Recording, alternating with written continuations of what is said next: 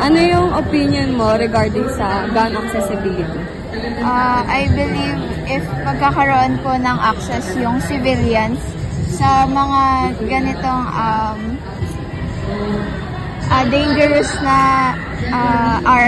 armings is hindi po pwede na kung sino-sino lang po yung makakahawak ng mga ganitong bagay. So, kailangan pa rin po ng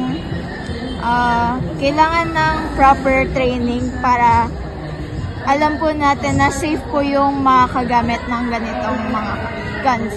Kaso nga lang, gun accessibility, ibig sabihin, tataas din yung access ng tao dun sa barat. Pag mataas ang access, edi mas mataas So, na ano yung ang pangalan chance ko? na magkaroon ng David Daniel mga Garcia. violente na mga Ang tanong namin is, pagkakataon, ano yung mga opinion hindi mo inaasahan tungkol sa na gun mga brutal na accessibility?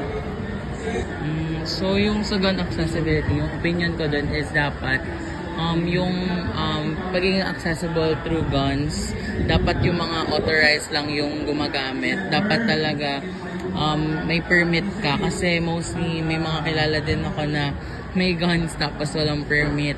Tapos feeling ko super super nakakakaba kasi hindi mo alam kung safe ba talaga yung paggagamitan niya. Pero pag may permit ka tapos parang allowed ka naman with the help of government, may mga permit, ganyan, feeling mo mas safe ka dun sa tao na yun eh.